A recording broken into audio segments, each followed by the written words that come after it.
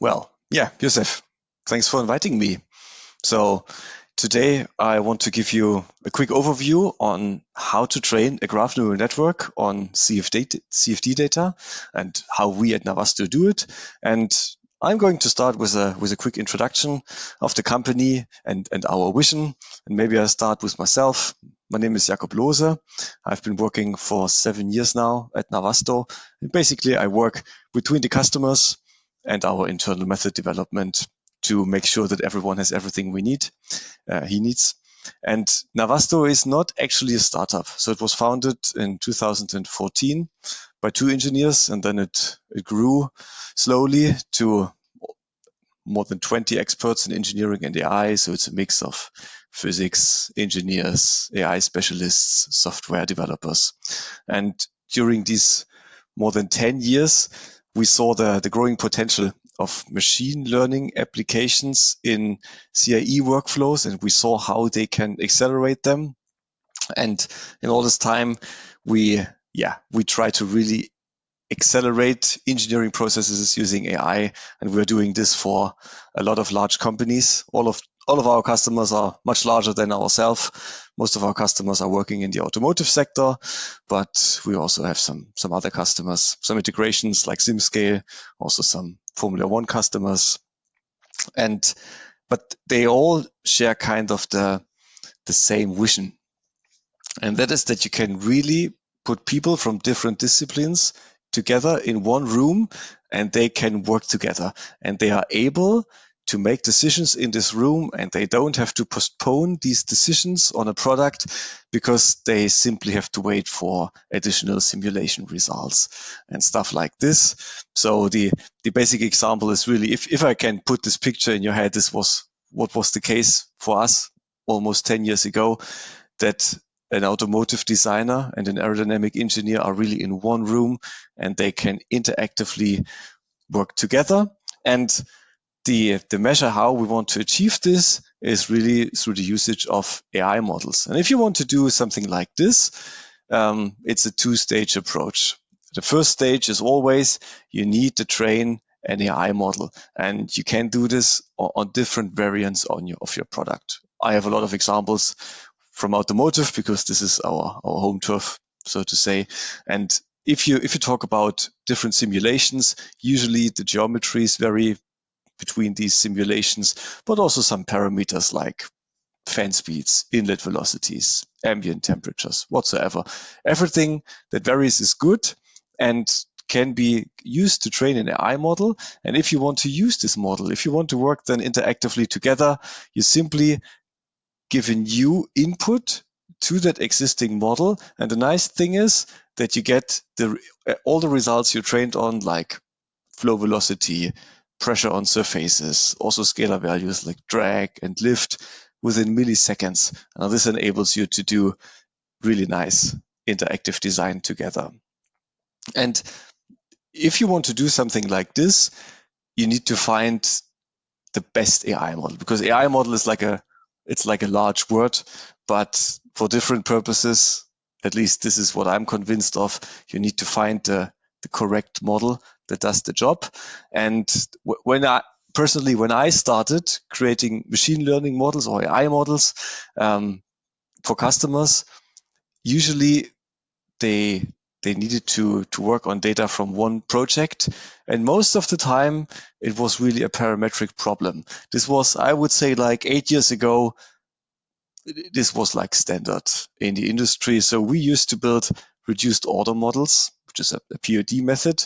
And if we had a case like this, the problem usually looks like this. Imagine someone wants to optimize an active rear spoiler. So he says, okay, I want to move the spoiler in X and Z direction. Maybe, of course, I want to change the angle of attack. And maybe I also want to morph the rear diffuser. So it's a parametric problem, which is described by 4 geometric parameters. And then people start sampling this parameter space or this design space. And they say, okay, usually I start with some space filling samples, be as smart as possible, maybe do a Latin hypercube sampling or Sobol sampling, Horton sampling, whatever does the job.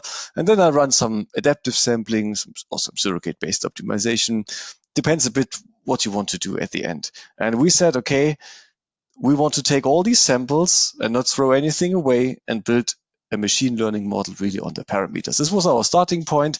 And then you can get something like this. So you see, like on the left-hand side, you see some sliders, because the new input to a parametric problem is always a parameter. And then you can change the sliders and you get instant predictions for the new geometry, the flow field, and also for the scalar values, which is a super nice thing. And you see that this is in real time. Changes are real-time capable. So you can imagine like the designer and the aerodynamicists sitting in one room together, playing around, finding the optimal configuration, and yeah, immediately also understand why different behavior shows leads to different results, and you know exactly what's worth fighting for and what's not. This was like a starting point. But if you use such a simple method like a reduced order model, which uses a POD method coupled with an interpolator, you have certain requirements which you need to fulfill. And one thing is you need a consistent parametrization all the time. You cannot simply add or delete some of the parameters. And you also need a consistent mesh to make these 3D predictions here. This is really important.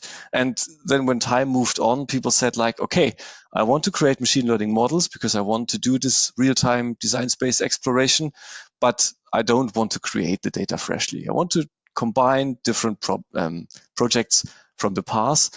And that's where we at Navasto moved to deep learning functionalities. And I like to give this example when people say, okay, I had this rear spoiler project. I did everything, was perfect, but then someone said like, okay, I work on the same car, but without an active rear spoiler. But basically I have data where I varied everything else on that car.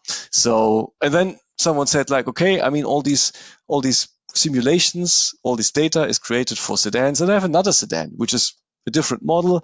It's more complicated. So you see like it has an exhaust system, engine bay flow. And the problem is you cannot bring all these different simulation results onto a consistent parameterization, and also not on a consistent match. So you need to really go into deep learning. So you have to create an AI model which uses really the geometries as an input.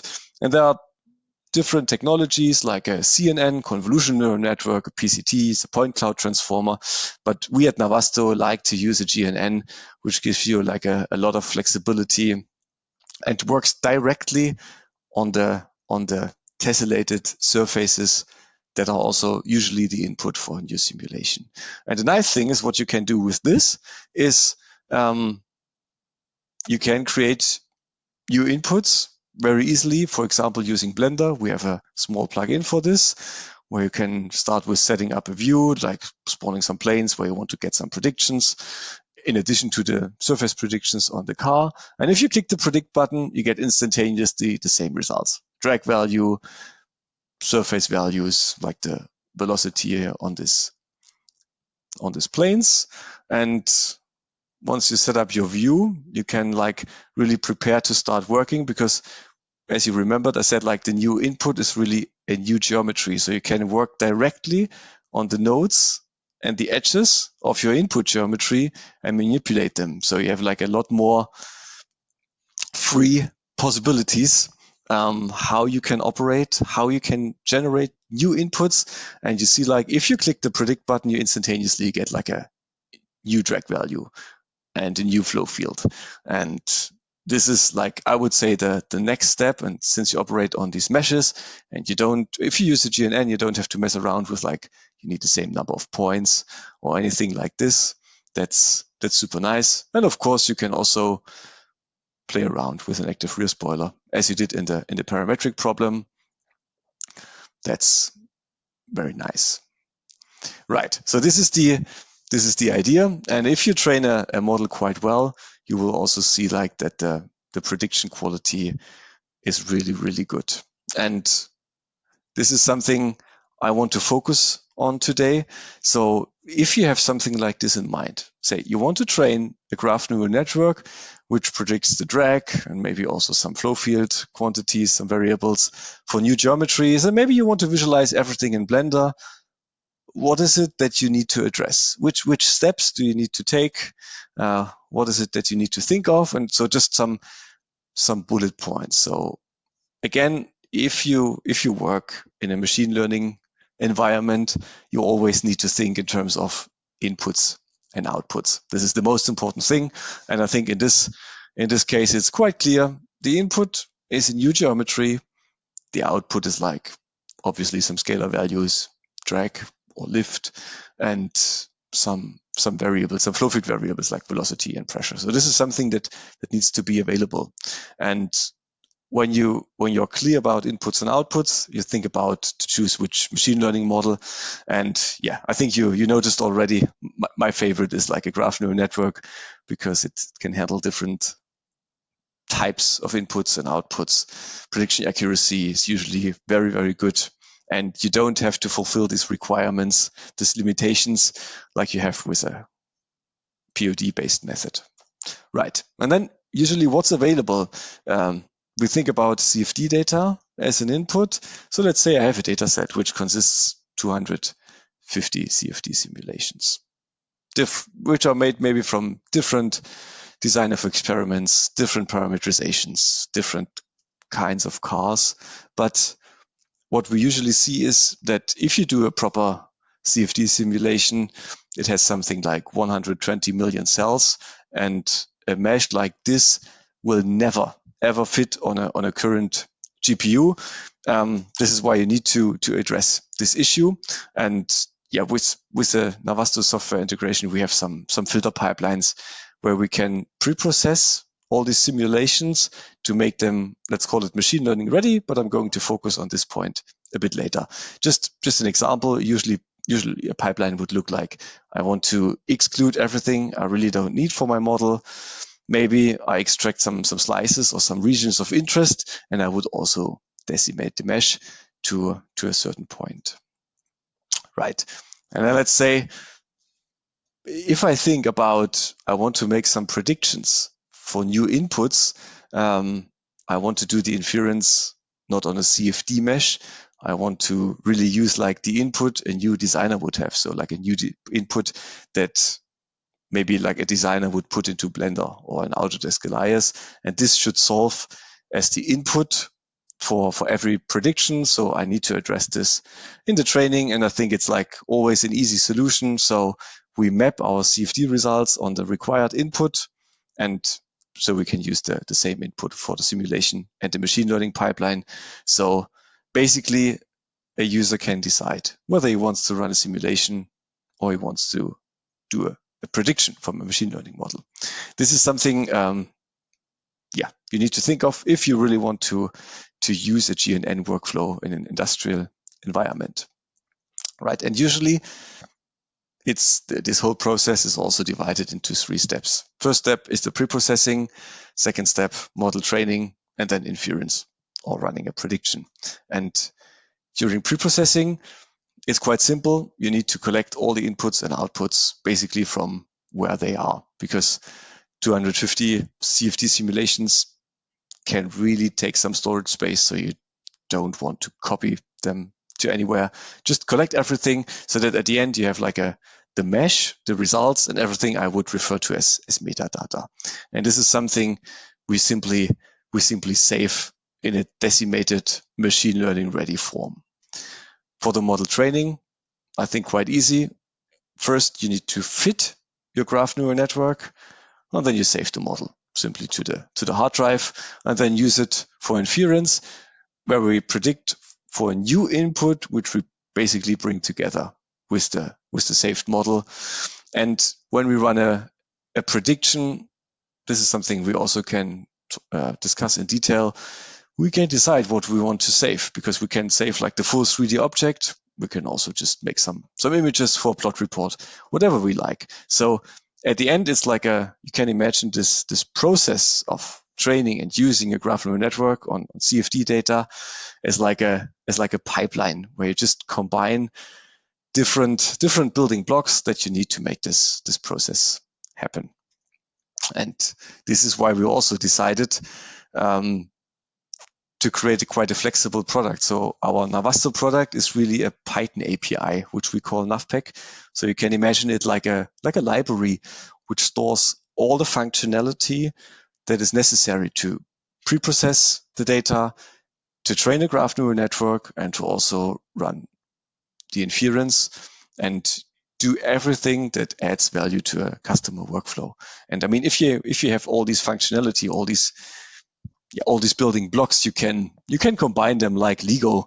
This is maybe a good picture, and you can use these building blocks to create custom workflows. This is something I can show you, but you can also derive some custom browser apps using these building blocks, or some plugins like you saw with ParaView and with Blender, because I'm quite convinced that, I mean, since computer-aided engineering workflows, they are usually quite complicated, and also the tools that are required to really run the simulations and create all this data is already, it's challenging, it's complex, and so we try to really adapt to these existing and validated processes with our large customers, because I'm truly convinced that people cannot easily change these workflows. It would require like years and millions of dollars to do this. So we try to adapt as good as possible to the existing workflows, use the existing data as it is, and make the best out of it. And maybe let's dive a bit deeper to the first of the three steps, the preprocessing. So usually, first step is quite straightforward. You simply load your simulation case. And if you load a simulation case in an automotive sector, usually it looks like this. So you have like a large computational domain, and somewhere in between, barely seeable, is like the car. And this is a best practice that is necessary for running the simulation, but not for us. So as I said, like we try to, after we load it, so we can do it like really in a workflow and use these building blocks. If it's Nsight data, we load it like this. If it's VTM data, we load it like with a VTM loader. So we just replace one thing. We can also load directly OpenFOAM or LS-DYNA, whatever is necessary. But the interesting thing is really to manipulate this simulation case. So first thing is we want to remove unused blocks, because we say like, okay, what is changing is really the geometry of the car. So we can get rid, for example, of the internal mesh. It's like just the next building block, next Lego block. So once we did this, we just got rid of all these, surroundings about the computational domain, and we just like extracted the surface of the car. Next thing is like, okay, we need to address like the correct mesh size. As I said, like an automotive designer would never work with like 5 million or 4 million points on the surface of a car. The amount of mesh is like, amount of points is much lower. So let's say we want to decimate the car to 30,000 points. So simply apply like the next filter in the pipeline and reduce the size of the mesh. And then, as I said, we want to also predict maybe surface variables like the pressure. So we have to map these results on the decimated mesh. Simply the next block is like running a mapper, fit it to the source, map it on the target, and then we have like at the end some condensed information, really the surface of the car, the geometry that describes also like the performance. And we mapped the simulation results from really, I don't know, a lot of million points to this 30,000 points. And we fulfilled two requirements. Firstly, the geometry is captured correctly, so we don't lose any features. And the second important point is we can also map the pressure field. We can capture all these gradients with the mesh size. This is why you need to really put some effort into this, so that, let's say for a flat surface, you don't just end up with like two faces. Right, at the end, like we save this decimated snapshot, and usually it consists again of a mesh, some results, and some metadata like drag and lift coefficients. And also this is like really has the size of, let's say, 10 megabytes per sample and not 60 gigabytes per sample. This is quite nice. And we use these preprocessed data for the next step, the training of the model, where again we load the preprocessed snapshots, We define all the in and outputs. We define some training parameters for the graph neural network because this has a lot of free parameters. And then we fit the GNN and save the model. I mean, this is quite straightforward. These are the steps. And I mean, you have to define a lot of things. This is why we said like, okay, you can do it in different ways. You can really like write a Python workflow that uses all these building blocks. You can also say, okay, I have like a high level workflow that just has a configuration file where I can set up everything. This is also functionality. It depends a bit on your personal preference.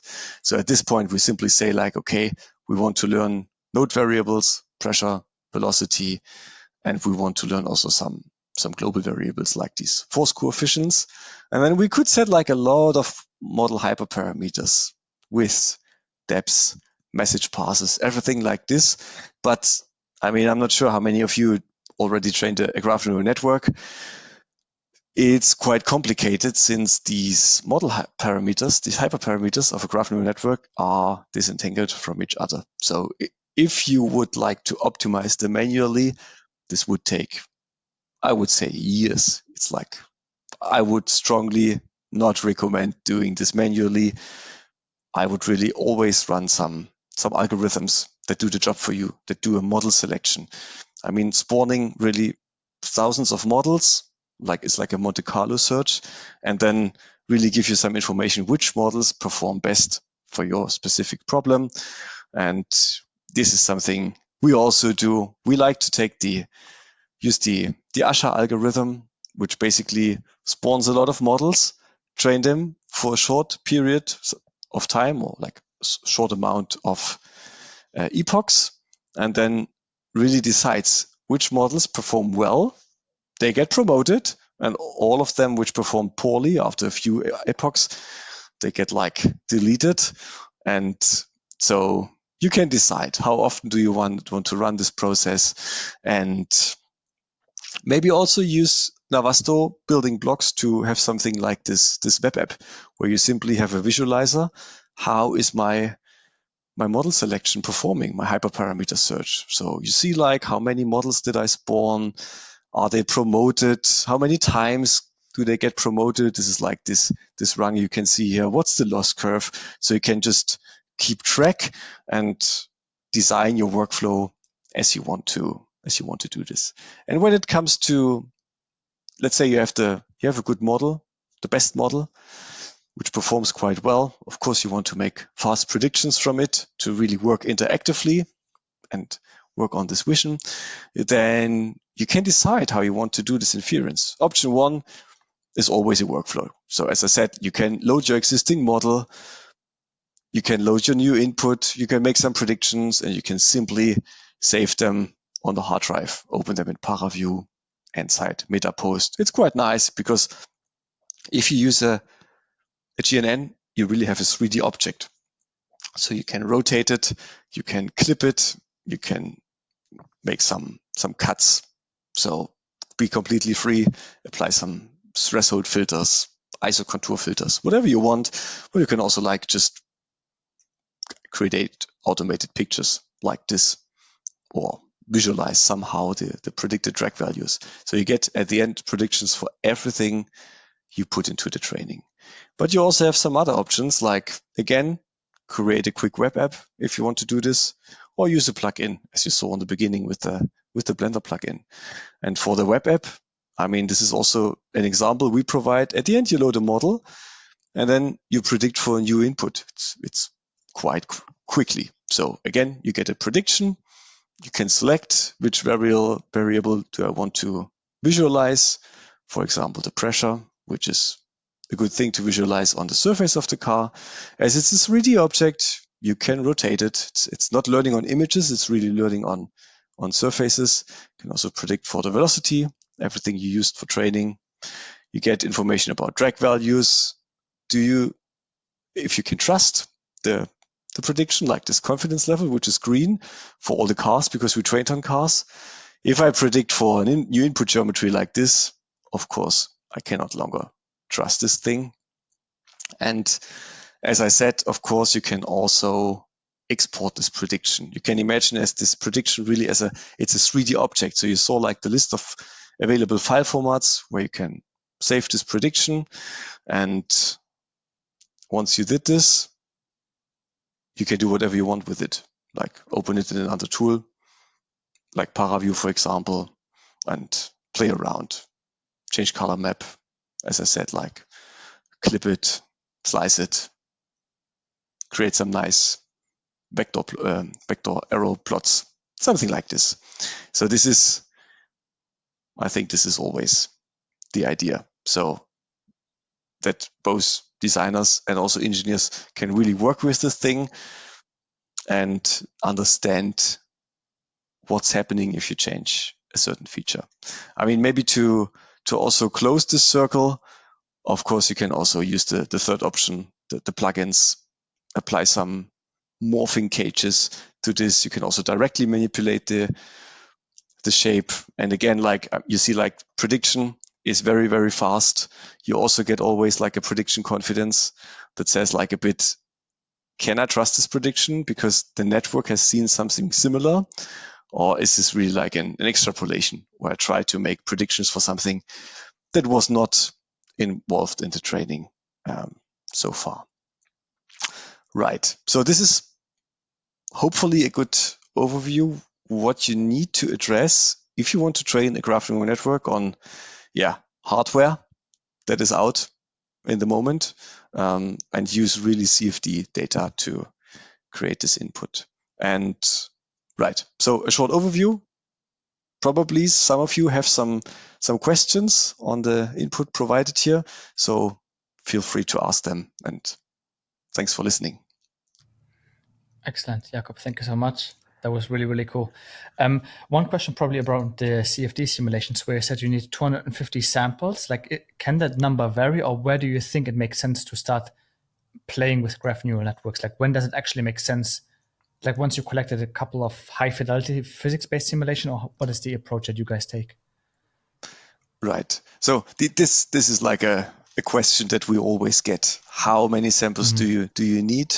And the answer is not easy because it really highly depends on how's the data set looking, what's changing in the data set. So also when we work with a new customer and he says like the customer has, let's say, 30 simulations, sometimes we have a super good model from 30 simulations. Sometimes we clearly see that we need a lot more samples because more things are changing. And let's say if you just have a data set where you have like some clear changes, then I would say 30 is enough. If you really have tiny changes on different areas of the car, I would say usually it's in the region of, let's say, 100 samples. But this is really just like a rule of thumb. It's a purely data-driven method, so it always depends on the data. This is the most important thing. Got it. There was one question around the parameters, which I think you explained, like choosing a specific model, which then trains the parameters instead of doing it manually. How would you differentiate the difference between a GNN and traditional neural networks? Like, why are they so powerful, especially for CFD? I think the graph neural network has a lot of advantages because it really takes into account not only the points, also the edges between those points.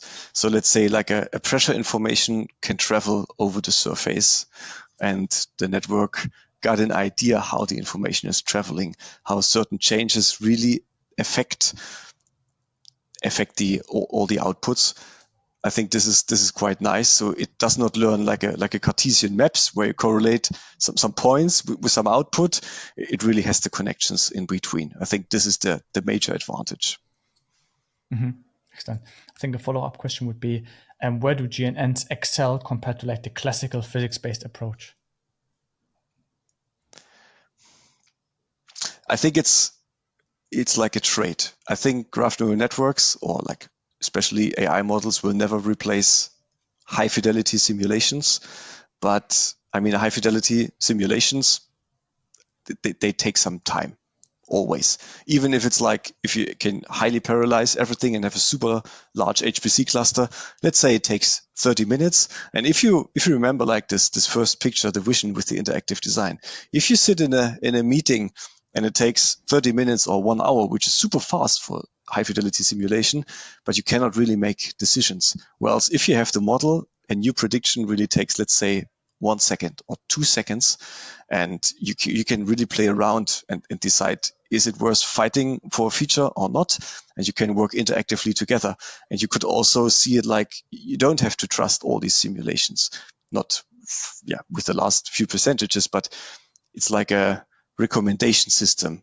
Maybe put it like this, and you can maybe pre-select the most promising versions that you produced in this meeting, and maybe also like remove the versions that performed really, really poorly, which clearly point in the wrong direction. And everything that is interesting, this is something you can run a simulation on, where you really want to get like, let's say, the last few percentages. Because as I said, it's a bit of a trade-off. So I think AI models will always coexist with high fidelity simulation, because this is the power. You use the high fidelity simulations as an input. It's not like a low fidelity simulation. But you need it to train these models, and they will never replace it. So it's coexisting. Yeah. Makes absolute sense. When do you use these type of models then? Like, where in the product development workflow do the GNNs fit, or like AI predictions fit? Is it usually before the design process or the concept phase? Like, how do you use them in practice? Right. I mean, I think that you can really use them efficiently in preliminary design phases for a product. I think it's a no-brainer. But we also saw that people really use it like in the last stages of a product development process. So basically, you can use them. Or let's put it like this. I think they become really valuable if you have a lot of changes. Let's say you gather some last minute changes from another department, and you need to wait for them, but you can work on your product, because you can maybe get an AI prediction for different variants. So you are prepared. You can always work. You don't have to wait until someone delivers you a result, or the latest result. So Yeah, that makes sense. in all stages in the product design process where a lot of changes are done, there is really the value. Yeah, perfect. Yeah, makes sense. I'm wondering, Jakob, you showed us a lot of examples of external aerodynamics. Is there also other use cases where you use GNNs apart from external aero? Right. So the nice thing about these graph neural networks is they are physics agnostics. So it's not limited to like some certain equations that are used for the simulation processes. So basically you can apply the same workflow I showed to different scenarios, maybe conjugate heat transfer, maybe electromagnetics, some internal aerodynamics like compressor pumps, something like this. Because basically you have the same inputs. You have like a mesh, you have some result fields, and you have some, let's say, metadata, some scalar values. And simply you would like trade let's say, the pressure with a von Mises stress if you switch to FEA from CFD. So there's, at the end, like, you really need to think in terms of inputs and outputs, and you are not limited to CFD. Perfect. That makes sense. There was one question. Can we control the object mesh shape or only the mesh count? Not sure what this question. Do you know what the person means? I can imagine. So I would expect that really the shape of your product, let's say the shape of the car or the shape of the pump, this is something that was like specified by a designer. So if you want to train a model, I would recommend that you stick to the certain shape of the object. That's important, because this shape matches to the results. So I think this is like, the shape is the input, the results are the outputs. But if it comes to prediction, I mean, you are completely free. That's the idea. So there you are, welcome to really change the shape. But in a pre-processing step where you really pre-process your training data, it's I would say it's a requirement that the shape stays the same, that you don't lose features because you want to learn the influence of these features. Got it. Makes sense. Okay. What about the interpretability of GNN models? Because you said it's physics agnostic, so it's kind of, to some extent, it's kind of a black box, right? Do people really care? Like some of your customers, do they really care that it's a black box, or do they just want to see kind of this red, yellow, and green light where they can see, okay, I'm trusting the AI model's prediction, or is there some skepticism involved? I mean, sure, there is some skepticism. So people always want to see that it works really for their particular data. And I always see it a bit like as the introduction of simulations really some decades ago. So I know like for CFD, it's computational fluid dynamics, but people said it's colors for directors. And when I started studying at the university, this was like people said something like this. And now it's like, it's clear that you use simulations because you're much faster, you can test more variants, and at the end it's like cheaper. It's the more efficient way to do this. And I think the use of machine learning models are inevitable. So it will be part of most of the engineering workflows in the future. But of course, you have some early adapters and you have some people that are really skeptical. But I think that this phase is like, I would say like 2 or 3 years ago. I would say since ChatGPT was announced, people are a lot more open to really use machine learning methods, AI models in their daily basis. And so it's like, okay, we need to adapt this graph neural network because there is not one graph neural network. We need to adapt this to the customer data set and then make it work. And then I think the skepticism vanishes. So this is what we see, but you have to keep in mind you can do a lot of things with a graph neural network. There are also different graph neural networks out there. This is why I also wanted to put this in today in the deep dive, that you really run a hyperparameter optimization. And let's say, okay, we have a lot of hyperparameters and you really take your time to optimize to the problem you want to solve. So adapt it to your needs, to your workflow, and then it's valuable. Otherwise, like, it's not. And there are also let's say for automotive, there are no foundation models out there because all the OEMs, they have their own simulation practice. And so it's like very special. So it's very tailor-made. Yeah, this is why you guys are the pioneers out there. Regarding the workflow, Jakob, there was one question around how easy does it fit into existing workflows? Because as we know, people are skeptical. Maybe they don't want to disrupt existing processes. So how easily can you integrate NavPack or the API into existing workflows?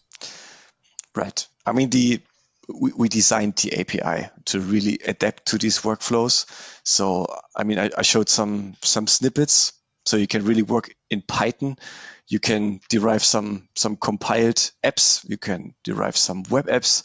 So this is something we really work on with the customer. So if the customer says, I want to work like this, my data is there and my model should be positioned here, then we simply make this happen and provide these building blocks. Perfect. Okay, I think that answered it. And last question from my side. You talked about data, obviously, which is the lifeblood of AI. When you start or think about using AI model or want to reach out to Navasto, do the physics-based models have to be from the same type? So if I simulate an LES, everything has to be based on LES, or can I mix different things? So runs, LES, for example, DNS, if I have data available, or do you guys recommend to always use the same baseline to then train the GNN? Right. Basically, it's possible to mix and match these different simulation techniques, and but I at least would really recommend that if you want to combine them, that you at least need to tell the network that you have different sources. Because let's say you have one input geometry, one input with some boundary conditions, and you simulate it using an LES or just a simple run simulation, or even some simpler ones, then you get some different results. So especially if some flow phenomena like flow separations are involved, I think this is a fact. So you can combine them. People like to do this either to upscale their data or have some multi-fidelity models.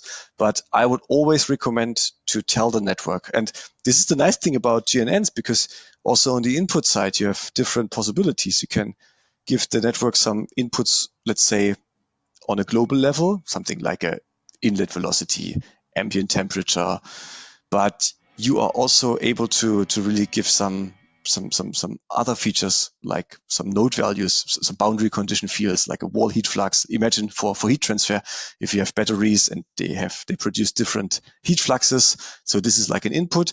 And in the same way, you could also specify which simulation technique was available. So the network learns what's the difference between them, and then you can combine them. But as a general rule of thumb, I would always say you need to tell the network everything that changed on the input side. This is important. So please fully determine your system, then you get some good models. Perfect. Excellent, Jakob. Thank you so much for this excellent presentation and answering all the questions. If you guys have any other questions, feel free to reach out to Jakob. I'm going to put every information down in the description of the video. And yeah, maybe there will be a second part or a third part in the future, Jakob. Thank you so much and have a nice week. Thank you too. And thank you for listening, everyone. Have a nice day.